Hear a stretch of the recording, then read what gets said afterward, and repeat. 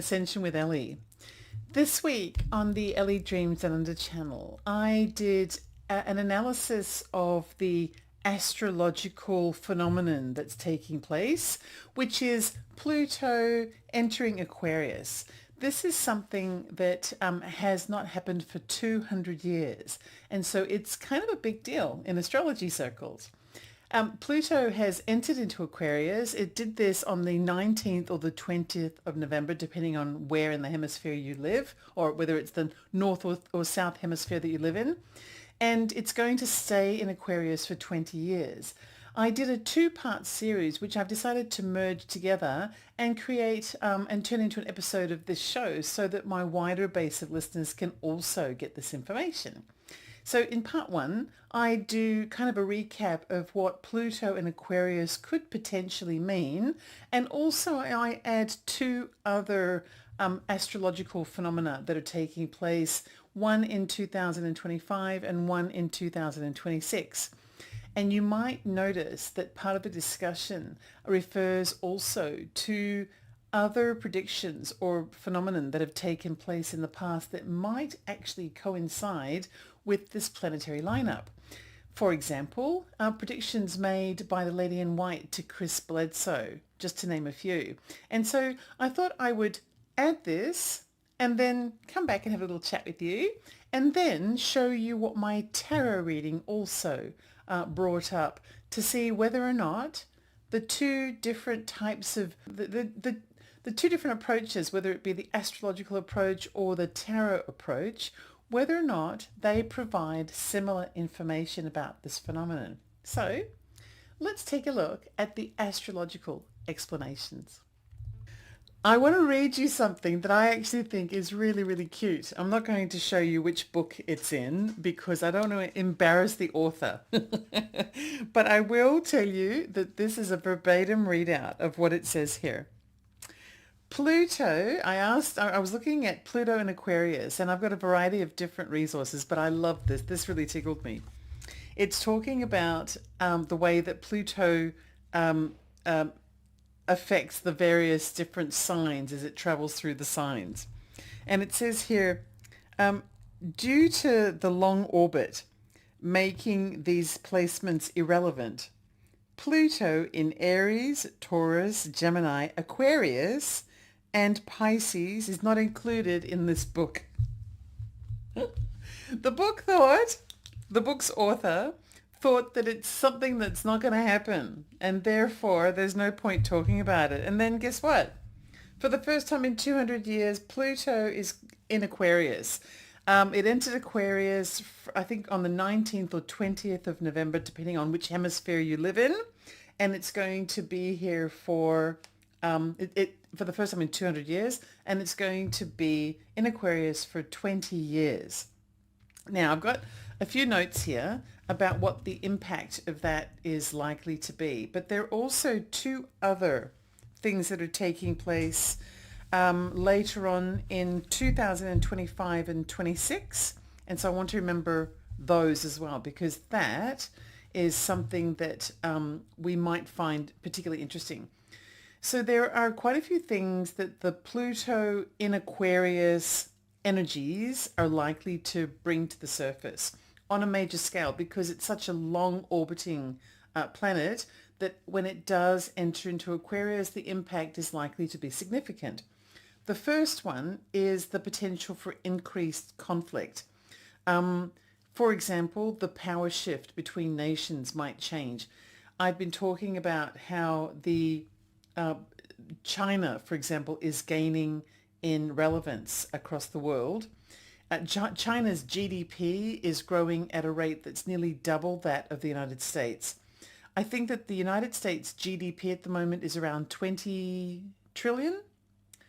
And it's gone up from around about, 14 or something trillion in the past few years. China's GDP has gone from around 2 trillion to 14 trillion in the same period of time. And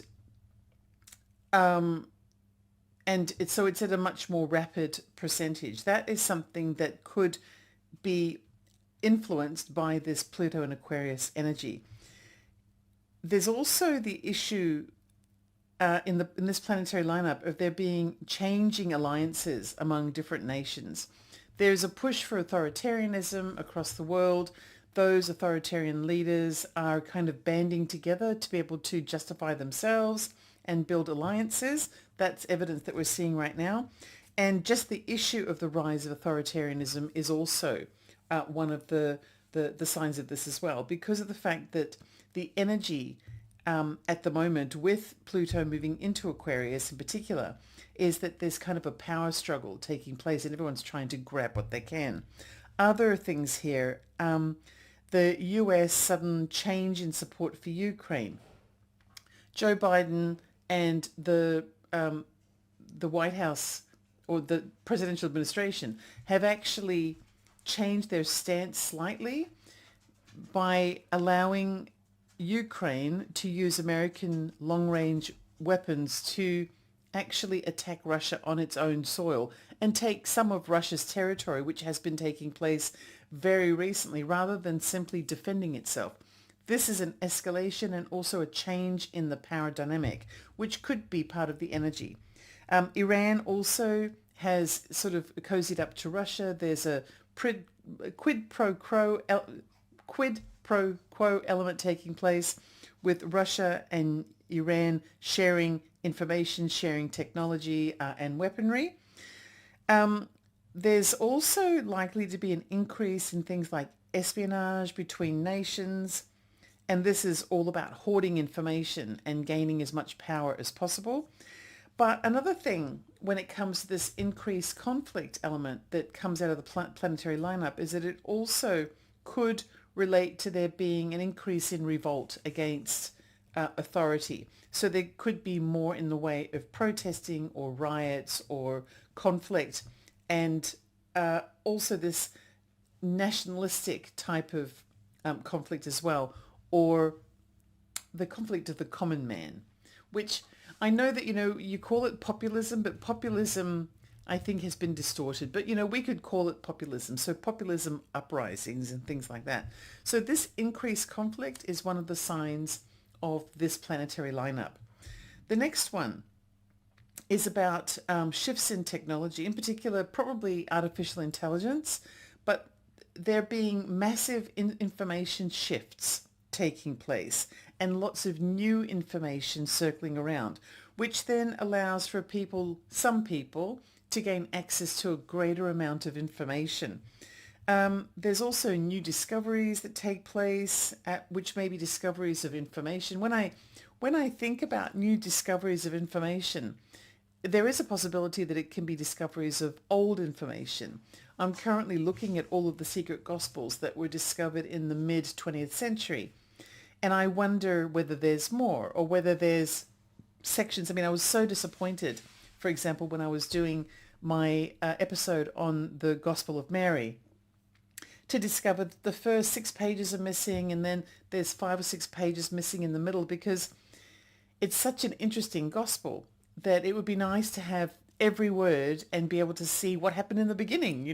What was it that happened in those first 6 pages?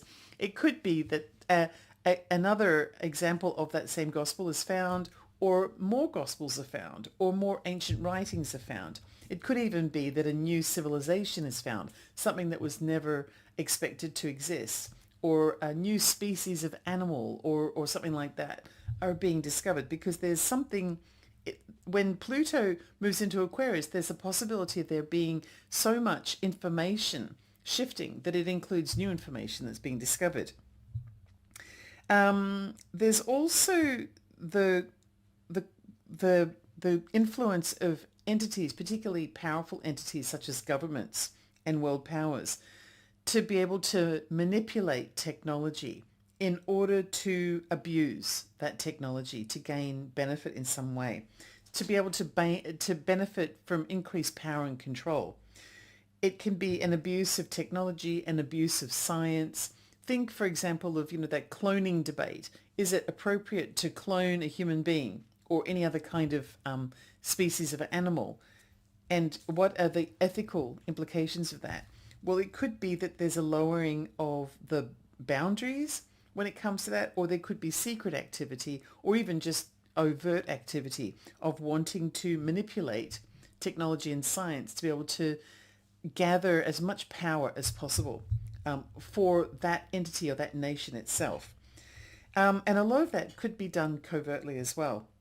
There's also likely to be in this energy attempts by powerful entities to suppress information. And the reason for that is because there's so much new information that comes out of this energy that it can be scary for the status quo. And so the first instinct, often by governments that want to keep things just the way they are, thanks very much, they want to keep the hierarchy as it is, they want to maintain control, particularly of the people, is to begin to suppress the people. So there might be increase in authoritarian activities across countries.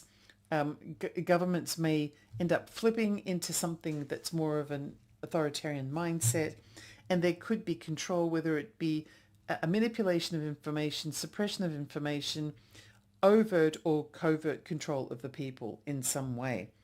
And the burning of books, for example, is a very small scale kind of example of that. This could end up being corralling all the information that's available and centralizing it. So, for example, putting boundaries on social media so that everything has to be state-run or everything has to be state-regulated, that kind of thing. Or getting rid of all of the news forums other than those that are talking points for the state, that kind of thing.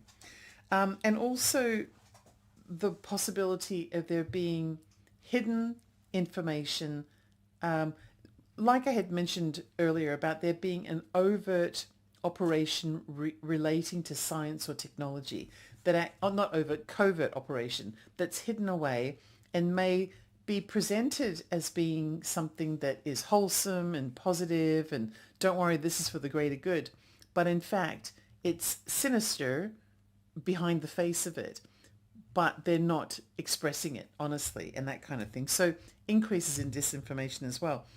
And what I also found was really interesting when I was researching into Pluto and Aquarius is that there may also be a blurring of the boundaries of what is real, particularly when it comes to what it means to be human or our placement in the cosmos, whether we really are an exception in the universe, which, I think most of us watching here know that we're probably not an exception in the universe. But things like being able to discover new species, which I'd mentioned, being able to discover new things about existing species. So, for example, just about 15 minutes before I went on to record, I had a side door open and a back door open to let the breeze go through because it's quite warm in the house, or just to keep the house cool. And the air flow seemed to automatically shut the back door. And the dog was just minding her own business. She was doing her own thing. But when she heard the back door shut, she came and hid behind Mummy because obviously somebody else unexpected must be in the house because doors don't close themselves. Well, that demonstrates a kind of a reasoning aptitude that the dog has, where that she's been able to quickly ascertain that Mummy's here. She's the only one that ever opens and closes doors, so there must be someone else here. And being able to actually recognize the fact that our pets, for example, may have a different level of sentience than they've been given credit for officially. Anyone who has a dog or a cat knows that there's far more to an animal's way of thinking and consciousness than science gives credit, or the official word gives credit for. But it could be that there's discoveries that demonstrate that there's more to consciousness and more to the sentience and more to reality than we officially have known before. I think that's really exciting. And also the aspect of there being new species might even relate to there being an unexpected species, say coming from somewhere else, particularly if it's coupled with an awareness over the next 20 years that we're not alone, to be able to demonstrate that we're not alone, or that our place in the cosmos is not as significant as we thought it was. We might just be one in a trillion different inhabited planets. Wouldn't that be? It'd be nice to kind of go anonymous for a while and realize that we're really not as important as we thought we were. So kind of recalibrating our understanding of who we are, what we are, where we are placed in reality and existence, and what else might be around us as well. So that's really exciting. There are two other things that are taking place here, and one of them, let me just see if I can get these in the right order. So what I've just said to you is some of the things that could be explained or anticipated when Pluto, which is a very slow orbiting planet, 200 years it's taken, has finally entered into Aquarius. And it will be sitting here for 20 years.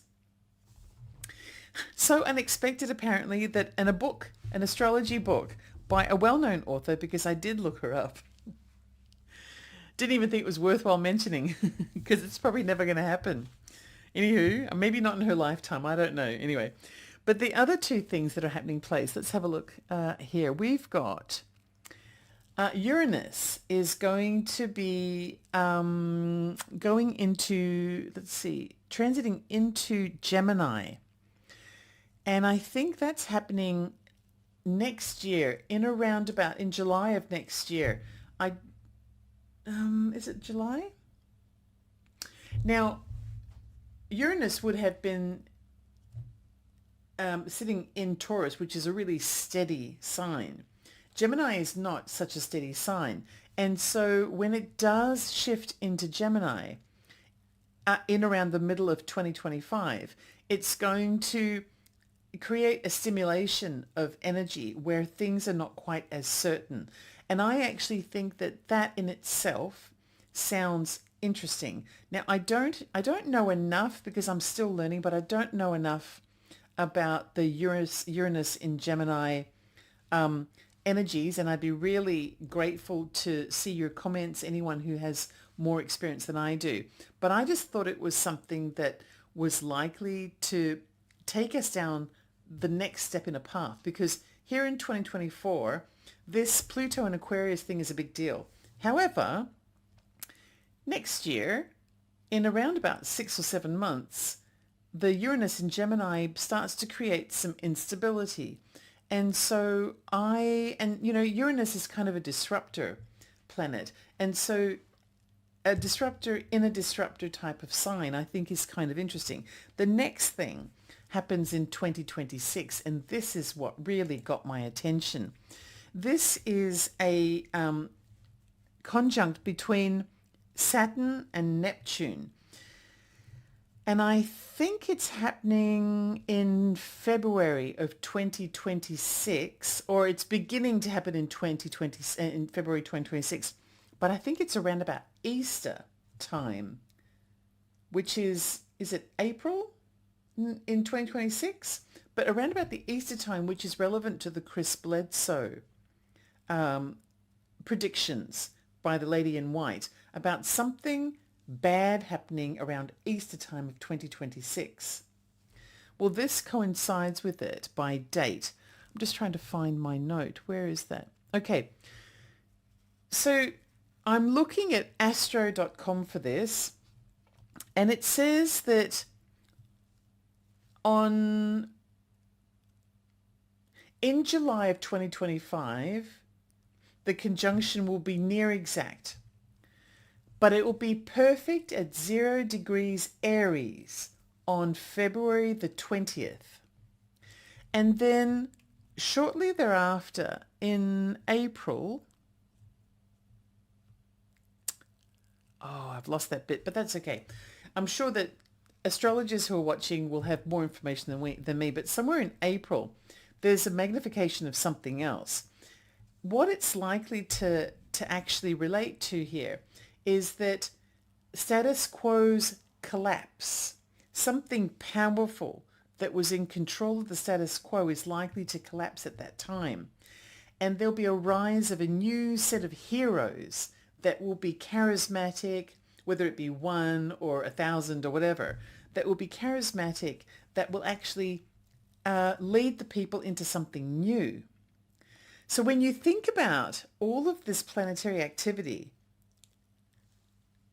we start with this, and I'm getting a chill. We start with this hoarding of information, manipulation of technology, increased awareness by more people, a blurring of the boundaries of who we are and where we're placed in reality and in the cosmos.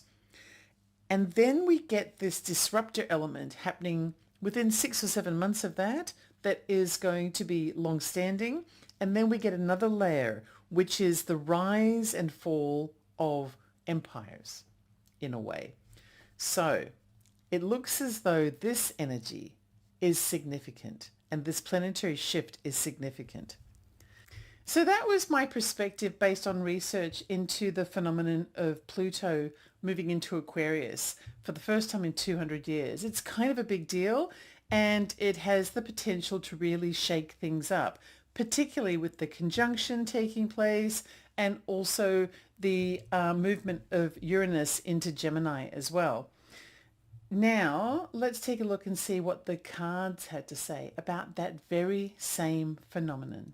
Yesterday, I did a little discussion on Pluto in Aquarius based on just what I was able to ascertain from studying the planetary lineup. And today, I'm going to do a reading on it. So let's take a look. So just a little recap. I would suggest going back and taking a look at the first video, which is my summary of what to expect and what some of the clues might be based on a view of what tends to happen when Pluto, that has not entered into Aquarius for 200 years, suddenly does. And it did on the 19th or 20th of November, depending on which hemisphere you live in. I've been asked here to do a reading on this as well. And the request came from Pakamama, who says, please discuss Pluto in Aquarius energy. Okay, I'm going to. So, Pakamama, the way that I was able to ascertain from my research is that there are a number of different factors that are likely to take place.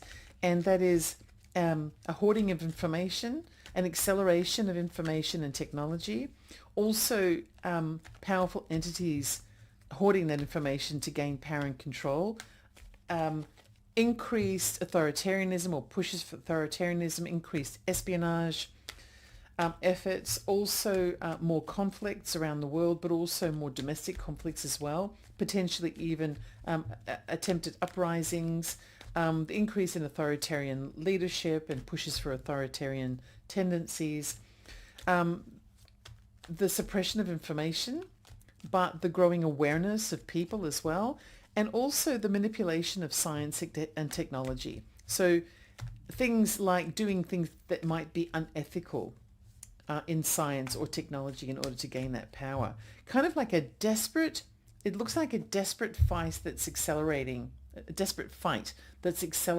to become supreme. So it's a struggle for power and supremacy. That kind of thing is what it looks like. It's building up slowly. There are other planetary lineups as well, but it looks as though, and also one of the really significant things is kind of a blurring of the boundaries of what's real and what's not, and also potentially discovering new species or that new life forms exist. And then the big dumping of information, whether it be new information or the reintroduction of old information, which could be things like discoveries of more ancient wisdoms, or a kind of a depositing of information from a new place, which could even be an alien life form or something that, comes from the heavens. Who knows? But it just sounded like it was really exciting. And Pluto has not been in Aquarius for 200 years. It's going to stay for 20. And so the energies would last until around 2044. So with that, let's do a reading and see what the cards have to say about Pluto in Aquarius. Now, I've got a lot of context, so hopefully I'll be able to see any signs, and I'm really keen on hearing viewpoint in the comments of anyone who's able to recognize things that I can't in the cards, because perhaps you've got more knowledge of astrology than I do. I have a feeling a lot of astrologers are really excited about this, and just because it's significant. when something comes along every 200 years, you're likely to only see it once in this lifetime. Let's have a look. Okay. So we have the signifier and the challenge card. Conscious thoughts. Subconscious thoughts. Now, where have we seen this card again and again and again? And it's still in context. Okay. The past. And then the short term, or an important aspect of the reading. I think it might be the short term, actually. So the signifier is the world in reverse, and it's challenged by the Knight of Cups. Look at the cups, cups, cups. I think that's relevant. The world in reverse is about a delay moving forward or an overdue birth. And I think the overdue birth is likely to be it. This is a long-awaited arrival. The overdue birth would be the 200 years it's taken for Pluto to do its complete transit and arrive back in Aquarius. The challenge here is the Knight of Cups, and the Knight of Cups is about romance and idealistic expectations, and it can be unrealistic from time to time as well. So this is probably a challenge to remain grounded in expectations, but also to link expectations to reality. So you can't just sit back, and this is the challenge. You can't just sit back and say, oh, everything's going to sort itself out. That would be unrealistic. You can have your romantic, idealistic viewpoint, but it will have to be backed up with something. And that is probably what's here. And so it means that you need to have something other than the cup suite represented in your truth. So sometimes when people rely, if they see a particular card, they look at the suite and they go, oh, you know, it's all about love and intuition and spirituality, but they forget that that doesn't sit well by itself. You've also got 3 other suites. So they will have to, what this card is basically saying is an example of that. Be mindful that cups alone are not enough. We also have to draw from the other cards that may, or suites that are represented in the reading. And that's the reason why the potential for being unrealistic appears here. We can't live by cups alone. Okay, so we're going to pay special attention to the other suites that are represented in this reading, because we're going to listen to this guy. All right. So it looks as though we're overdue for something because it's been 200 years in the making, and it has romantic, idealistic expectations, which could be warranted, but the major challenge is not to be unrealistic. All right. So conscious thoughts, we've got the 2 of Cups in reverse. This is about a disconnect. This is a disconnect of that spirituality and love. This can be the division between us. These two are not, you know, when the card is upright, it's about attraction, commitment, and love. Maybe they're kind of not so attracted to each other when the card's in reverse. This can be about division, or not being emotionally or spiritually connected to one another. I think that rings true probably for a lot of people who are watching right now. In the subconscious, we've got the Page of Wands. And the Page of Wands, have you noticed, is appearing a lot at the moment in really crucial positions. The message to America was that the Page of Wands is our biggest challenge. And then a few days later, I did another reading where it was about the environment in which we sit. I can't remember what reading that was, but I'm sure somebody will tell me. I did a reading a couple of days later, and it appeared in the environment in which we sit, which is a direct relationship to the challenge. This here is another layer of information about where it's placed in accordance with Pluto and Aquarius. And that is that it's kind of the bigger picture. So this is our daily struggle, and this would be what sits beneath it, which is that the Page of Wands is about focusing in a way on something new and allowing your inspiration to guide you. So the desert is there to remind us that there's nothing relevant for us to worry about in this present moment. Instead, to focus our inspiration on on the buds of inspiration. And so that's what the sky is doing, is he's kind of looking to see what else is out there. And you'll also notice he's looking upward into, this unknown realm. So I think that's really relevant. In the past, we've got the Page of Cups. This is about creative insight, arrival of a message, and there's an element of understanding your identity here. So, and introspection. So introspection, creative insight, and arrival of a message, that appears in the past. I have a feeling that this is about us believing that we understood who we were and what our placement was in a way, but I'll know more when the bottom cards come in. And then in the short term, we've got the Six of Pentacles, which is about giving and receiving support and charity. And it's generally according to he who holds the scales of justice. At the moment, we have a group of people that will be holding all the power very soon. And they do tend to be a very materialistic group. So I think this is about the status quo, and it could very well relate to the picking and choosing of who gets what. So this can relate to suppression or oppression and suppression towards some, and generosity and support towards others. And so this is kind of like trying to manipulate the power structure so that you can enforce your own power and control, okay, in the short term. And it's very earthbound. So this could also be about doing what it takes to maintain the status quo, by building up those that support the status quo and denying those that don't. And the status quo is a tangible thing that appears in the Pentacles. So let's keep going. Yeah, absolutely. The way we see ourselves, the way others see us, or the environment in which we sit. Very exciting, very exciting. Hopes and fears. Okay.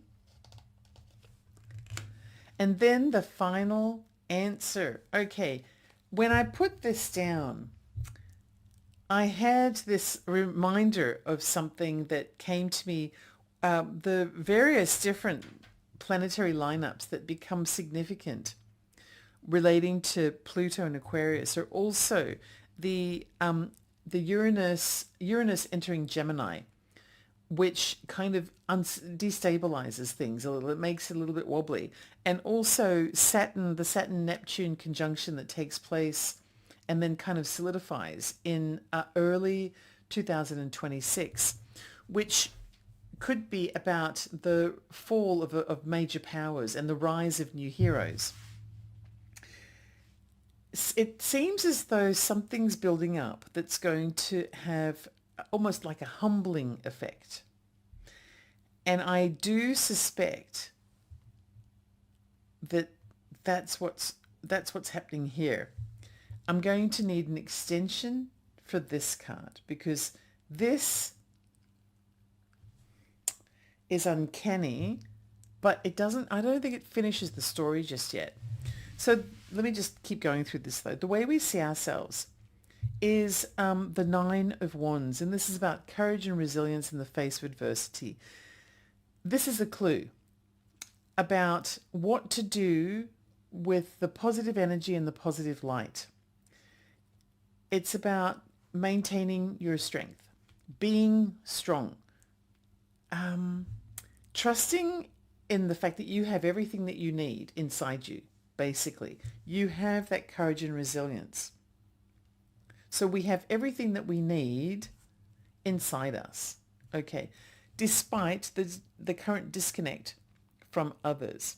And I suspect, you'll see here, we've got influences here and here that are probably making it hard for us to recognize what our resilience is. They reward bad behavior, they deny good behavior, that kind of thing. And this is the status quo feeding itself so that it can maintain that material kind of thing. And it's going to continue in the short term.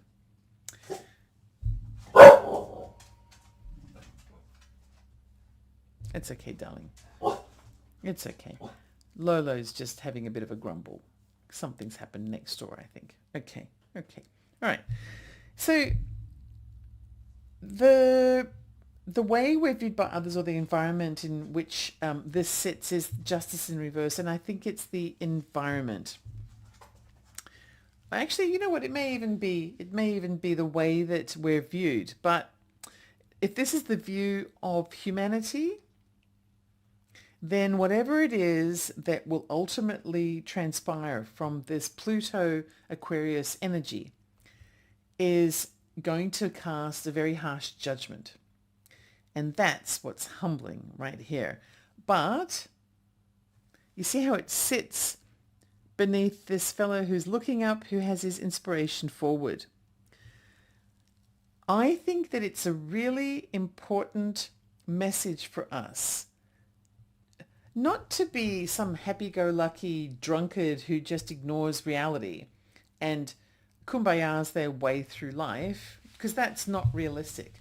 You see, that's not realistic. Instead, it's about just drawing from your strength and recognizing that it's indefinite. There's an indefinite amount of strength. I have to scratch at the surface. I feel like I'm really close, and every single layer tells me more. But you see, one thing that's missing here is the sword suite. Apart from, this guy is holding a sword, which you can see here. And I think that's relevant because if you take a look at this fellow who's looking upward to the heaven for his inspiration, and then you have this Justice in Reverse card, which is where a harsh kind of karmic justice comes. Well, the karmic justice, the poetic justice, is holding a sword. Is that poetic justice information-based? Because the Pluto and Aquarius energy would indicate that there's going to be a major dumping of information on humanity. Our entire understanding of ourselves over the next 20 years is going to shift dramatically. And there is a possibility with the other bits of planetary lineup, the other influences, that all the predictions that something is coming and that there's going to be great hardships somewhere in the world, or even for the whole world, in early 2026. And then like a revolutionary element that happens throughout the year and an intervention almost, and in late 2026. That intervention could be carrying information, and that could change everything. And remember, this poetic justice flips things. So anyone who thought they were in power here suddenly is not. Anyone who thought they had no power suddenly has power. And that's the reason why being resilient allows you to still be here with all of your faculties and all of your ability to maintain your understanding of where you sit in the world, to learn from it, to kind of thrive and grow from it, spiritually, emotionally, inspirationally. If you can maintain that, being in power is something to kind of look forward to in the future, because that's poetic. That flips everything. Now here, I have more context for this card now. This card in the past is about us kind of being, we know who we are, we know where we sit, we understand the rules, and we abide by the law, and we do all the things that, we're being good people, we're doing what we're supposed to do in the material world. And this is how we feel about it in the past. But here, you see, here we have this humbling element, because this is about, these guys all fight for their own beliefs. But if a power or an energy were to come in that was actually poetic and completely humbled this fight, then suddenly everybody would start agreeing. They wouldn't be fighting anymore because, quite frankly, they can't win. And so this is where there's negotiations and agreements made, and there's no arguing that takes place. It's kind of like everyone's just suddenly been shut up and something much bigger has arrived. And so you may have those with the inner demons. Generally, it's probably these guys who are grumbling all their way down to the bottom, or may even be eliminated. I don't know. But you have this aspect here where agreements are reached suddenly. Oh, okay, now I get it. We don't have to fight anymore, that kind of thing. Now this card is the devil in reverse. This is about sociopathic type of energy. And I'm aware of the fact that the prophecies and predictions, the credible ones, the ones that sort of have stood the test of time and have stood this kind of scrutiny, whether they be ancient ones or recent ones, they talk about the battle between the darkness and the light. This is the darkness. This is the sociopathic energy that sits beneath this material existence. I want to see what happens next. I think, let's just put the cards down. Okay, that's all I need. A rebirth. Judgment. This is about a rebirth. So basically, you've got forgiveness, rebirth, and finding your calling. And this would translate into an energy shift, into an entirely different type of existence. So this is a really exciting reading. And what it basically says, in a nutshell, is that the Pluto in Aquarius energy is the beginning with some of the other, I mean, when it comes to the other stuff, you know, the conjunction between Saturn and Neptune that happens in 2026 and the Uranus in Gemini transit as well. These are things that are only just kind of identified, but I don't know whether they're the only relevant ones. There may also be other relevant transits as well. And that's why I'm interested in hearing from people. However, the reading would indicate that from what I can see, this Pluto in Aquarius arrival is kind of like the beginning of something that's going to build and build and build to the point where we no longer, by the end of it, we're not going to have the same identity that we had before. And there won't be the same hierarchy as there was before. But there's a poetic justice that's in the environment that is going to stop the fighting. And the fighting, and the reason why they'll stop the fighting is because people will become humble. They will kind of suddenly be presented with something that makes whatever they were talking about before completely irrelevant.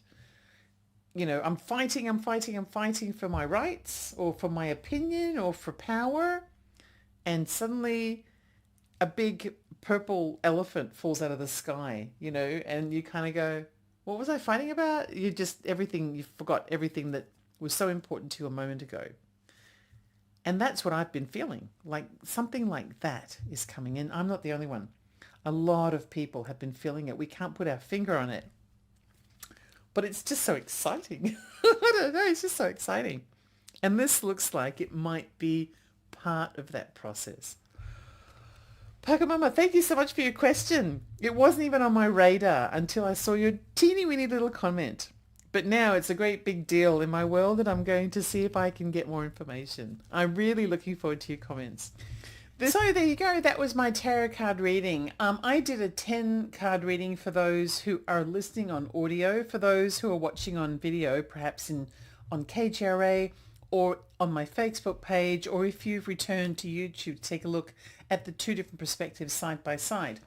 You will see that I use a 10 card spread that uses standard definitions for my cards. I've been doing tarot readings for over 35 years. It's actually creeping up now where I'm not sure if I should say 35 years or whether I should say close to 4 decades, you know, but it's been a very long time.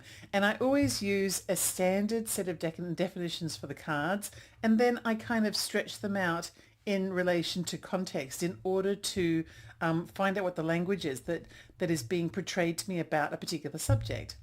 And the reason why I'm mentioning it to you in such detail is because I've just had my book published on this very subject of tarot. My new book, which should appear somewhere over here around about now, is called Tarot Well Done, and it is a comprehensive instruction book, reference book, and guide to reading tarot. I believe that a person with this book as their sole reference to learn can go from being a novice to a proficient tarot card reader, keeping in mind not only the acquisition of knowledge, but putting it into the context of where this language of tarot came from, the theologies, the insight from religions and ancient wisdoms and philosophy, and also some of the other types of influences, like, for example, astrology, numerology, and putting it all together. Alchemy, all kinds of things, and putting it all together along with the beautiful artistry by Pamela Coleman Smith to create an iconic set of cards, which are the Rider-Waite tarot cards. And those are the cards that I've been using every single day for somewhere between 35 and 40 years. Okay, so my book has been published. I'm really excited. This has been a labor of love. It's taken me over a year and a half, probably closer to 2 years to write this book. And it comes from the heart. I would say that I'm pretty proud of it, actually, and I really hope that you enjoy this book as well. So I'd love to hear what you have to say. I have a link to the book in Amazon, and once again, it's called Tarot Well Done by me, Ellie, but born with the name Elena Olympia Collins. I've decided that's going to be my author's name, or my pen name. Why not go back to basics? Go back to my roots. But you know what? You can still call me Ellie. So yes, I'm Ellie, and you can find me at Ellie Dreams and Under on YouTube. Thank you to everyone who is listening on one of KGRA's broadcasting platforms. If you'd like to become a member of the KGRA viewership family and watch your favorite hosts do their shows while you chat with like-minded watchers, experiencers, spiritualists, and weirdos like me, then just go to live.kgradb.com and put in promo code Ellie to get 30% off your subscription. That's it for today.